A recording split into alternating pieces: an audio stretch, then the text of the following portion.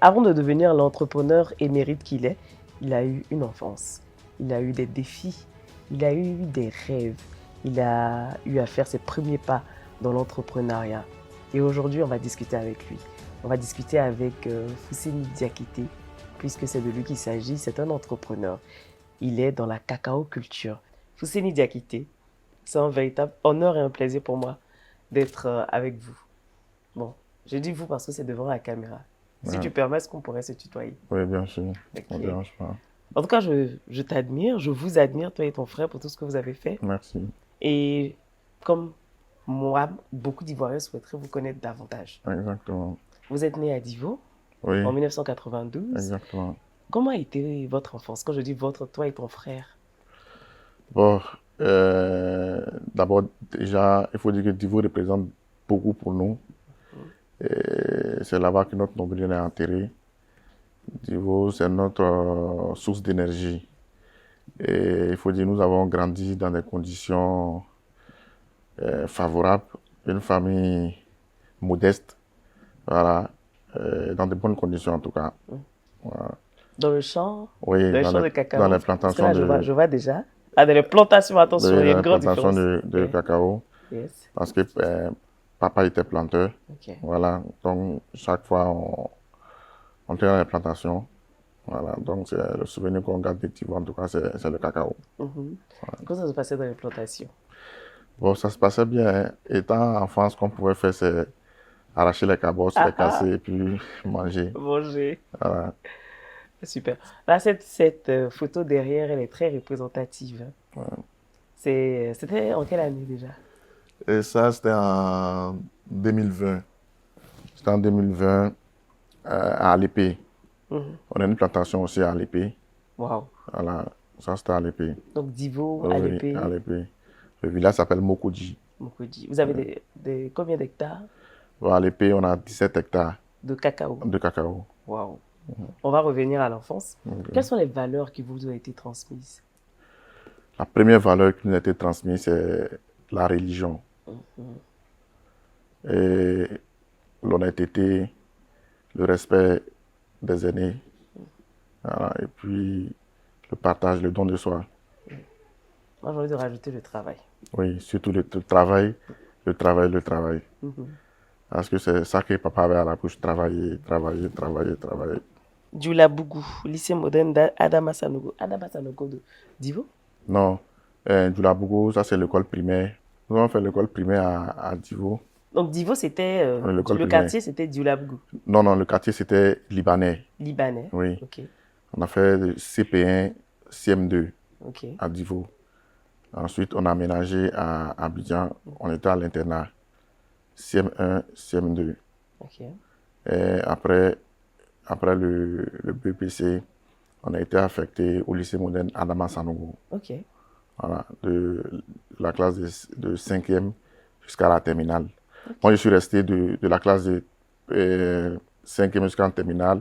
Alassane, c'est de 5e jusqu'à la classe de 3e. Après, lui, il est allé à l'école Djessou à Aboubou.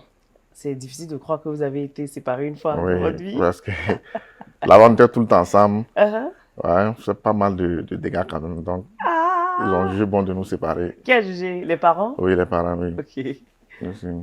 Mais vous êtes unis. Comment ça s'explique une telle fusion entre des frères? C'est vrai qu'on se dit, bon, ce sont des jumeaux, ils sont nés ensemble, ils ont été formés ensemble, ils ont grandi ensemble. Mais vous êtes tellement fusionnels, vous faites pratiquement tout ensemble. Comment ça Exactement. s'explique? Bon, d'abord, l'œuvre de Dieu. Et ensuite, la confiance avec qu'on a l'un pour l'autre. Et pour nous, rien n'est plus important que la fraternité. Et je pense que c'est ça qui explique. Wow. Quel est le souvenir que tu gardes de ton enfance? Un souvenir qui t'a marqué, qui joue un rôle fondamental dans l'homme que tu es aujourd'hui. Pas mal de souvenirs. Déjà, une fois, je me rappelle, en classe de CM1, je crois, on avait un maître que j'avais pour habitude de provoquer. J'avais pour habitude de le provoquer. Et il nous connaissait pas. Il savait qu'on était jumeaux, mais il nous maîtrisait pas. Il ne savait pas qui était Foussé, il ne savait pas qui était Alassane. Donc, une fois, il a vu Alassane, il pensait que c'était moi. Il a attrapé Alassane pour le tabasser. Donc, c'est quand même un souvenir qui me chamboule chaque fois que je pense à ça. Je dis, mais ça me l'est tant que ça jusqu'au point de frapper Alassane à ma place. Et qu'est-ce qui s'est passé après? Alassane a expliqué que c'était pas lui ou il a accepté de prendre des coups pour toi? Non, ma grand-mère allait faire parler de ça. Parce qu'on a grandi avec notre grand-mère. C'est notre grand-mère qui nous a élevés. Avec notre oncle, le petit frère de notre papa. Donc, en tout cas, quand on avait pas là, on a raison, on n'a pas raison. Ma grand-mère était toujours là pour nous défendre. Les grandes-mères, toujours, hein, Ouais, à surveiller, surtout les petits garçons. Même exactement. chez nous, je trouvais ça injuste. La grand-mère, elle avait toujours parti pour les garçons. Les petits cousins, ils avaient toujours raison. Nous, les filles, on n'avait jamais raison. Elle nous défendait en tout cas. Elle nous a toujours défendus. Et tu gardes de beaux souvenirs de la grand-mère. Oui, c'est elle qui nous a forgés. Mhm, Ouais, c'est elle qui nous a tout donné, elle nous a tout appris. mhm. Beaucoup de bébés gâtés. Oui, surtout beaucoup de regards. Oui, surtout. Donc, à côté de la grand-mère qui vous a chéri, vous a dorloté, vous avez très jeune eu cette fibre entrepreneuriale-là. Ça vient d'où? Ça vient de notre père. Ok. Parce que il était président de coopérative. C'est aussi, je veux dire, c'est une entreprise agricole, une société coopérative. Voilà. Et on voulait le ressembler, on voulait être dans le monde du cacao, faire comme lui. Voilà, je pense que c'est papa qui nous a inspirés. Là, j'ai envie de savoir tout de suite, qu'est-ce qui donne l'envie à des jeunes de suivre papa dans la culture de la terre? Parce que très souvent, on voit les planteurs qui scolarisent leurs enfants et qui demandent à leurs enfants d'aller être des médecins, d'aller être des avocats, d'aller travailler ailleurs que dans le secteur même. Mais vous, votre papa vous a donné... Qu'est-ce qui a fait que vous avez eu l'envie de rester dans la terre, de travailler dans la terre et de développer davantage l'entreprise familiale, si on peut appeler ça ainsi? Je pense que c'est l'amour même de l'agriculture parce que étant enfant, puisqu'on passait presque tout notre temps dans l'implantation, voilà, donc il y a ce volet-là. Donc on voulait coûte que coûte embrasser l'agriculture, surtout la filière café-cacao. Voilà. Au départ, papa, il voulait pas, hein, il voulait qu'on ait d'autres visions, il voulait qu'on fasse autre chose. Mais on a tellement démontré que c'est ce qu'on voulait, que c'est ça qu'on voulait faire. Donc, on a fini la laisser partir, quoi. Ah, super. Alors, comment vos premiers contacts avec les plantations de cacao ont façonné votre vision pour l'avenir?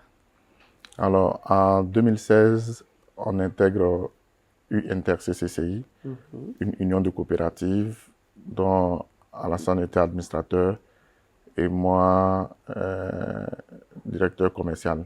Ok.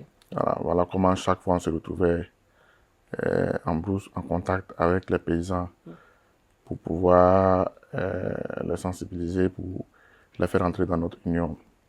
Donc à première vue déjà, il y avait déjà une difficulté pour nos parents producteurs d'écouler leurs ventes. Voilà, donc on avait mal de voir ces vaillants planteurs-là qui n'arrivaient pas à vendre leurs productions. Donc déjà pour nous, on voulait, dès là-bas, on voulait déjà apporter une plus-value à la production de nos producteurs. C'est dit aller à la transformation. Mais à ce moment-là, et n'ayant pas les moyens, puisque une usine de cacao, ça demande des milliards. Comment on va faire pour aller à la transformation, puisque on n'avait pas de moyens à ce moment-là. Il faut dire que nos contacts, c'est nos contacts avec les producteurs c'est ce qui nous a poussé, c'est ce qui nous a poussé, c'est ce qui nous a motivé à aller à la transformation. Wow. Et d'abord, comment naît l'idée de l'union? L'idée de l'union, puisque les producteurs, les coopératives, les producteurs étaient dispersés. Donc, on a pensé au départ créer une union de coopératives où on va intégrer la plupart des producteurs, puisque en Côte d'Ivoire, il y a 13 délégations de café cacao, 13 zones où on cultive le cacao puis le café. Donc, regrouper le maximum de producteurs et puis le maximum de coopératives autour d'une seule vision. Ok. Ça veut dire leur faciliter la vente de leur production. Ça veut dire quand ils ont leur production, ils mettent ça à notre disposition. Nous, on fait la vente du dépôt-vente, nous, on fait la vente et puis on leur retourne leur argent. L'idée de l'union, c'était de fédérer des producteurs et puis des coopératives autour d'une seule vision. Comment écouler leur production, comment faire pour écouler leur production. Parce que par moment, il faut, avec l'effort que le gouvernement fait, c'est vrai, mais par moment, on se retrouvait face à des situations où les producteurs, les coopératives n'arrivaient pas à vendre leur stock. Voilà, donc le plan d'urgence, c'était de mettre une coopérative en tant que fils de producteur. Et puisqu'on connaît beaucoup de coopératives, beaucoup de producteurs, il fallait les mettre ensemble. Voilà, et puis, quand les productions sont prêtes, ils mettent ça à notre disposition. Et puis, nous, on s'occupe de la vente. Donc, comment est-ce que vous avez réussi à pallier ce problème-là, ce problème d'écoulement de marchandises? Bon, déjà, d'abord, au niveau du port d'Abidjan, du port de San Pedro, on a cherché d'abord des partenariats avec des exportateurs. Okay. À l'époque, on n'était pas encore exportateur. On était juste une coopérative qui avait son siège à Man et Divo. Donc, quand on a la production de nos producteurs, on déchargeait chez d'autres exportateurs. Okay. C'est en 2017 que l'Union est allée à l'export avec son agrément d'exportation. Et par la suite, maintenant, au lieu de vendre localement le produit de nos producteurs, on les exportait directement. Okay. Donc, en 2017, on est devenu exportateur, ce qui a beaucoup encore plus facilité la vente de leur cacao. Donc après le bac, qu'est-ce que vous avez fait comme formation professionnelle?